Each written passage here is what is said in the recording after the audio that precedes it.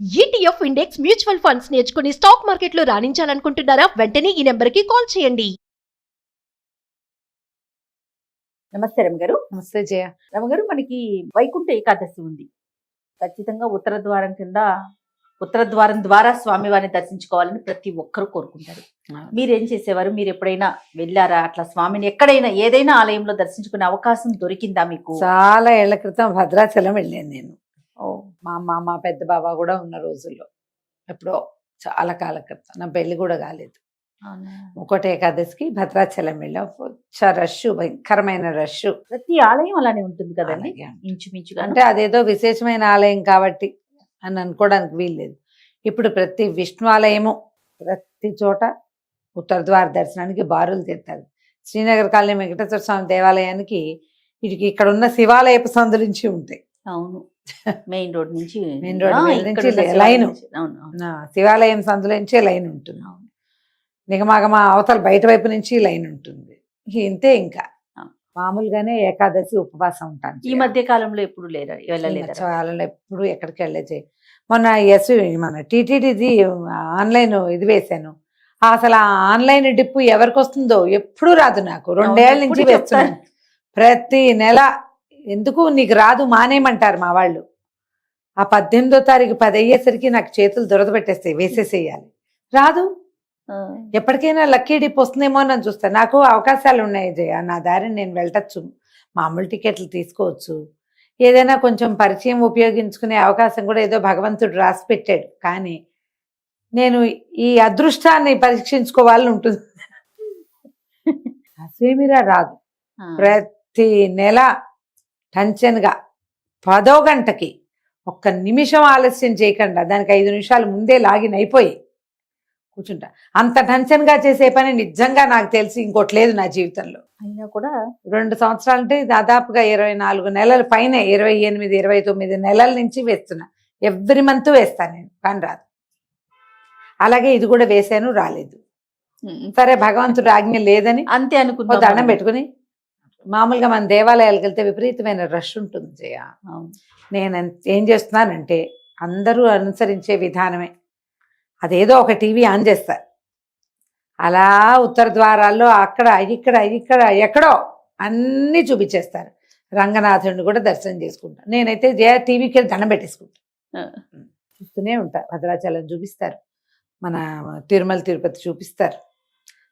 ఎస్బీసీకి వెళ్తే వాళ్ళే కనపడతారు కదా. అక్కడి నుంచి మనకి చుట్టుపక్కల ఉన్న కొన్ని దేవాలయాలు కూడా కవర్ అవుతాయి. రంగనాథుడు కనిపిస్తాడు శ్రీరంగం నుంచి. వాడు ఏమేమి దేవాలయాలు వేస్తారో మొత్తం అన్ని దేవాలయాలు చూసేస్తాము హాయిగా. అక్కడికే వెళ్తే ఇంత బాగా అవుతుందో అవదో, తోపులాటలు, తనలాటలు, మధ్యలో పోట్లాడుకోవటాలు, దేవాలయాన్ని చూడగలుగుతాం. అదే మనం ఇంట్లో నుంచి అన్ని చూసేస్తాం. అన్ని చోట్లకి దండాలు పెట్టేసి అలా అనుకొని మనం తృప్తి పడాలి. నేనైతే అదే అనుకుంటా. నీకు ఎప్పుడు కూడా క్షేత్రంలో నివసించటము, నిలబడ్డము, క్షేత్రపు గాలిని పీల్చటం, ఆ వాతావరణంలోకి వెళ్ళటం, మాంసనేత్రంతో భగవంతుణ్ణి స్వరూపంతో దర్శనం చేయటం, అవన్నీ విశేషమే. సూక్ష్మంలో మోక్షం టీవీ. అంతే. ఏం చేస్తావు? నేను అన్ని చోట్ల శ్రద్ధగా దండం పెట్టుకుంటా, తర్వాత చెప్పుకుంటాను. ఆయన ప్రత్యక్షంగా చూసే అవకాశం ఏనాటికి ఇస్తావో కదా, ఎప్పటికో ఇస్తావు, వస్తుంది ఎప్పుడో. కానీ ఈ లోపల చక్కగా కెమెరా కాబట్టి దగ్గర నుంచి స్వామివారి తల దగ్గర చటా చూపించి సర్వాంగంగా సుందరంగా ఎట్లా అలంకరించారో స్వామివారిని, అంతా కళాత్మకంగా ఎట్లా తయారు చేశారు ఆ ప్రతిమలు, అవన్నీ చూసేసి గోవిందా గోవింద అనుకోవటం, దండం పెట్టుకోవటం.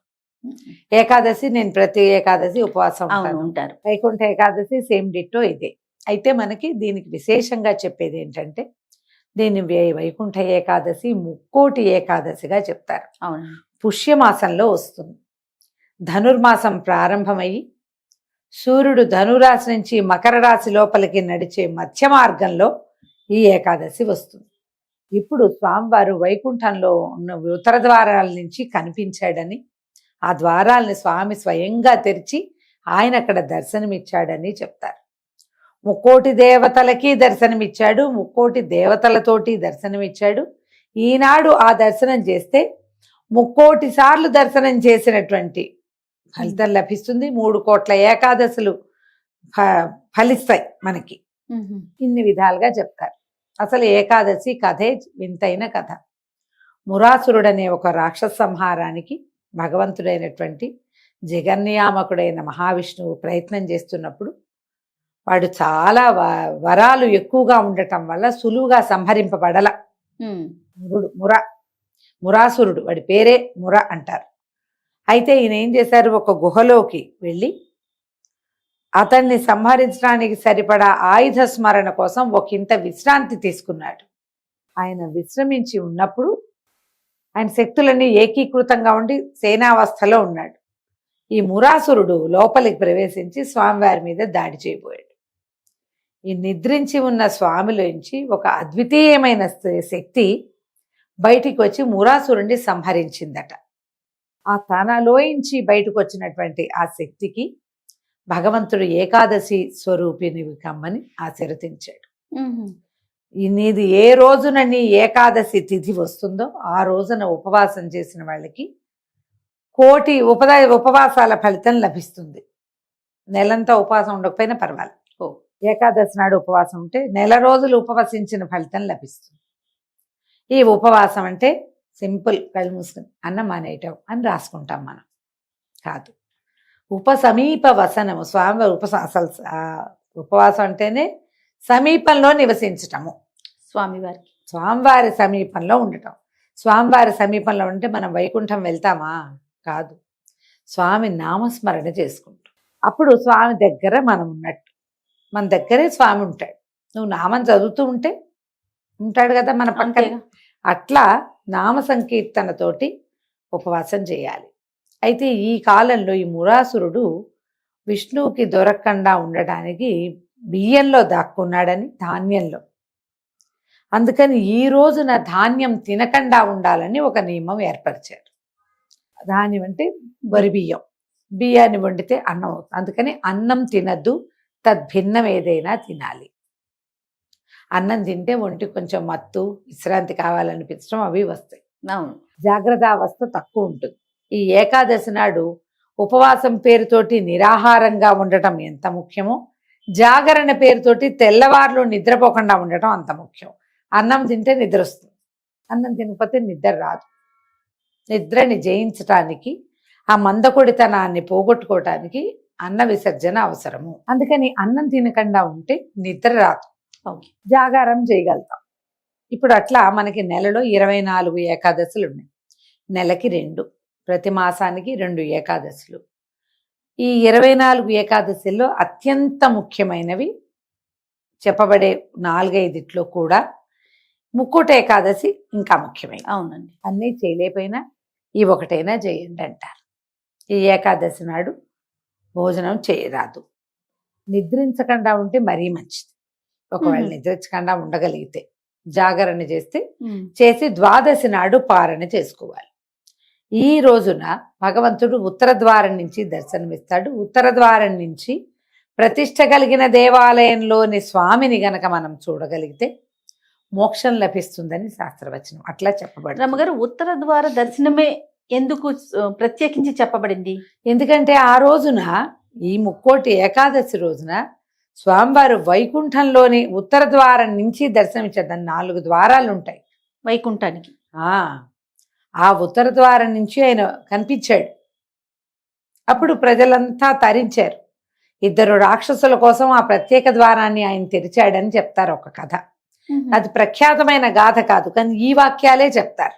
అదేలేండి. అందుకని ఈ ఉత్తరం వైపు నుంచి గనక మనం దర్శనం చేస్తే మోక్షం లభిస్తుంది, వైకుంఠ ప్రవేశానికి అవకాశం లభిస్తుంది మనకి. అంటే దీని ప్రకారం ఒక్కొక్క ద్వారానికి ఒక్కొక్క ప్రత్యేకత ఉన్నాయి.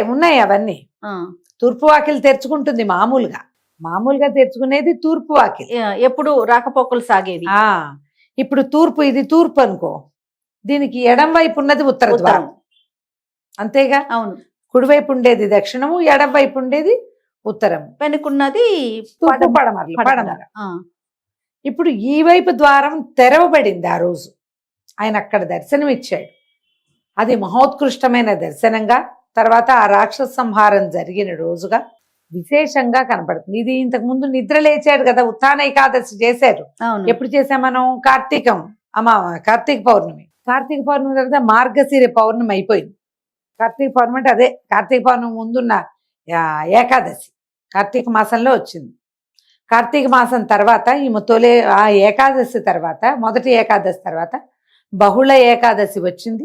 మార్గశిర శుద్ధ ఏకాదశి గీతా జయంతిగా చేసుకున్నాం. మార్గశిర బహుళ ఏకాదశి గడిచిపోయింది. పుష్యశుద్ధ ఏకాదశి తొలి ఏకాదశి. స్వామివారి నిద్ర లేచిన తర్వాత ఇదో మళ్ళీ 4వ ఏకాదశి నాడు దేవతలందరికీ ఉత్తర ద్వారం నుంచి దర్శనమిచ్చాడు స్వామి. అవును. అందుకని ఇది దేవాలయాల్లో కూడా తప్పకుండా ఉత్తర ద్వారం వైపు నుంచి దర్శనం చేయిస్తారు. వైకుంఠంలో స్వామిని దేవతలు చూసినట్టుగా మానవులందరూ దేవాలయాలకి ఉన్నటువంటి ఉత్తర ద్వారాల్లో స్వామివారిని దర్శిస్తారు. ఎంత చిన్న దేవాలయానికైనా ఉత్తరం వైపు ద్వారం ఉంచుతారు. ఆయన ఆ ద్వారం తెరిచాడు కాబట్టి, ఆయన అటు నుంచి వచ్చాడే కాబట్టి ఆ రోజున మనం అక్కడ చూస్తే కనుక ఎట్లా వీళ్ళ దేవతలందరూ మోక్ష సాధనకు అర్హులు అయ్యారు, మనం కూడా అలాగే అవుతాం. అందుకోసమని ప్రత్యేకంగా ఈ ద్వార దర్శనం చేయిస్తారు. ముక్కోట ఏకాదశి నాడు సమీపంలో ఏ దేవాలయంలో అయినా మీరు ఉత్తర ద్వార దర్శనం చేయవచ్చు. ఉపవాసం ఉండి ద్వాదశి నాడు పారణ చేసుకుని విశేషంగా దానాధికాలు చేసి ఎవరైనా వైష్ణవుడికో బ్రాహ్మణుడికో సాటి వాళ్ళు ఎవరికైనాను భోజనం పెట్టి మనం కూడా భోజనం చేస్తే, ద్వాదశి పారణ చేస్తే విశేషమైన ఫలితం లభిస్తుంది. లేదా ఎవరికైనా మనం మోయనిస్తాం, అంటే మన పొత్తర్లు ఇస్తారు కొన్ని చోట్ల కదా, స్వయం పాకం ఇస్తాం. స్వయం పాకము, దక్షిణ తాంబూలాదులు, వస్త్రాలతో పాటు బ్రాహ్మణులు ఎవరికైనా స్వయం పాకం ఇచ్చి భోజనం చేస్తే మంచిది. ఎవరెవరికి ఏ అవకాశం ఉంటే ఆ అవకాశాన్ని వినియోగించుకోవచ్చు. ఒకవేళ ఇంత ఉపవాసంగా ఉండలేరు, అనారోగ్యస్తులు, పెద్దవాళ్ళు, ఆడవాళ్ళు, గర్భిణీ స్త్రీలు, చంటి పిల్లల తల్లులు, ఉపవాసమే ఉండలేని వాళ్ళు ఉంటారు.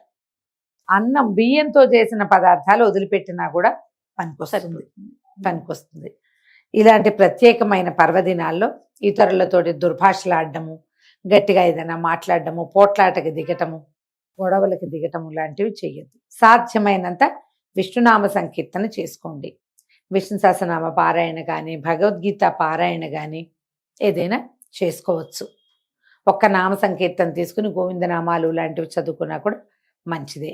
మిగిలిన అన్నం, ఈ టిఫిన్ కూడా తినలేమండి, అన్నమే కావాలి, పిల్లలకి పాలు ఉండాలి, తల్లికి ఓపిక ఉండాలి, అన్నం తింటే తినండి, దండం పెట్టుకోండి. అన్నాన్ని మాది ఒక పద్ధతి ఉంది, ఒక ప్రత్యేకమైనదే, ప్రఖ్యాతమైనది కూడా. పొద్దున వంట చేసి స్వామివారికి నివేదన చేసేసేయండి. నివేదించిన అన్నం ప్రసాదంతో సమానం కాబట్టి అంత తప్పు లేదు. అందరికీ కాదు అమెండ్మెంట్, చేయలేని వారికి. నామ సంకీర్తన ఎవరైనా చేసుకోవచ్చు. ఇందులో చాలా మంది అడుగుతారు, అంటే ఇంట్లోకి బహిష్టులో చేయొచ్చా అని. అమ్మ దయచేసి అలాంటి ప్రశ్నలు అడగండి, మేము మీ విజ్ఞతకే వదిలిపెడుతున్నాము. అది సాధారణమైన వాళ్ళంతా చేసుకోవచ్చు. ఈ ఏకాదశి కుదరకపోతే వచ్చే ఏకాదశి చేసుకుందాం, అంతే. ఆరోగ్యం బాగున్నప్పుడు చేసుకోవచ్చు. అది. నమస్తే. నమస్తే.